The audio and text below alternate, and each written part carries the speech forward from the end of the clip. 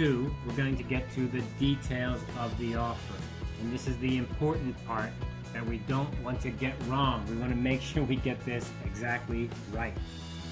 So keep things short, keep things clear. You want to include the descriptions of the products and, of course, the prices of the products. When you make a quote, of course you include the price, but you also need to include the different parts of the price. For example, the shipping, who pays for the shipping, or the insurance, who pays for the insurance. And in offers, in international trade, we often have many special phrases and words and abbreviations like CIF, which means cost, insurance, and freight, or DDP, which means delivered, duty, paid. There's many of these that you can see inside of your book. Please try to pay attention to those and keep up. Especially when you're making an offer, you want to make sure you've got those clear and correct. You also may be giving a discount, especially a discount for buying a large volume. This is very normal. If somebody buys more, are they going to get a lower price? You would describe that here in this paragraph. All right, let's look at a couple examples, or a few examples of paragraph number 2. I am confident that you will have success with this product in your own market.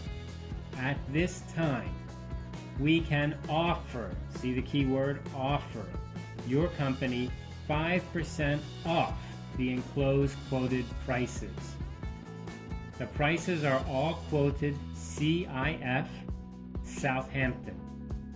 Considering the high number of requests for this product, these prices are exceptionally low. So this paragraph is very well done. The sentences are short. And what do? We make it clear this is an offer. So you say the key word, offer. And then we tell them the price is 5% off the enclosed quoted prices. Remember, we sent a catalog, or we sent a sheet of prices, a price list or a quotation list. Please see that list. This is a fairly easy way to make your offers by including the information, and here you just mention it. Let's look at the second example. This shipment can be sent by the end of July, subject to receiving your order by the end of this month. So here we have a little bit of information that's kind of important. We're saying that if you agree before this time, or if you make an order by this time, then we can give you this shipping time.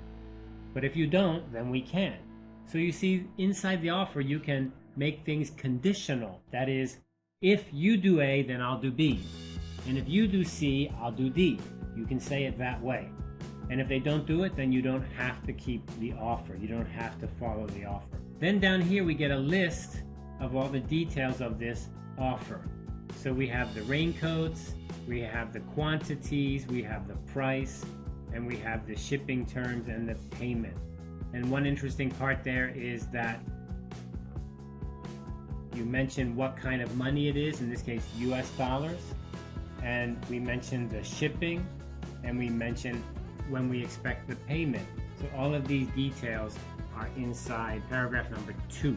Here's another example for paragraph number 2. We are currently offering a 10% discount on the listed catalog prices.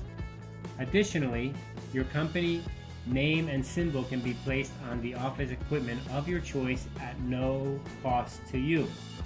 So here we're using the easy way, right? I've given you a catalog. Please look inside the catalog for the prices of the products. And these prices, 10% off these prices. Also, I can put your name and logo on any of these products. And how much will that cost? It'll be free. So you see, we're very clear about all the possibilities. Now, how can we say so much but keep the paragraph so short? Well, clearly the way we did that in this case is by condensing everything and then saying, look at the catalog. The details are in the catalog. The catalog could be long and have a lot of pages, and each product could have a lot of information. Look there. So we save that trouble here. In paragraph 3, this is going to be our last paragraph, we're going to include the time frame. That is, when does it end? When does the offer end? And we're going to also ask the reader if they need to do something special before that time. Do they need to just accept, or do they need to promise something? For example, maybe we're going to give them the offer only if they buy 10,000 units. Do they agree? So if we have any other questions or any kind of requirements or any kinds of conditions, then they would need to fulfill those before we agree. So we need to be clear about all of these things. When is the date and time? And what is it you need them to do in order to accept this offer? Can they just say yes and everything's okay? Let's look at some paragraph 3 examples. The minimum order is 5,000 units, which we can ship 4 to 6 weeks after your order is placed. This offer is firm until June 15. This is the key phrase here. Firm until June 15. That is the last date, the last chance, the last time you can accept this offer. Now maybe I can make an offer again. Maybe I'll make a different offer. Maybe I give you the same offer, but I need to begin again. So that's the firm offer date. Let's look at the next example. This offer is an incredible value. So here we're being very positive. We're saying, hey, there's something very good about this offer. We can only make this offer until the end of August. So here is the last day of August. That's the end. All catalog prices are quoted FOB Kaohsiung, so this is telling us about the price and the delivery. Orders will be given our utmost attention and will be ready to ship 1 week after receiving the order. So here we're just giving you extra information. We're reminding you that prices are FOB. Actually, this would be included in the price list or in the catalog or maybe in the second paragraph. But here's just a reminder or maybe some extra information just in case you forgot.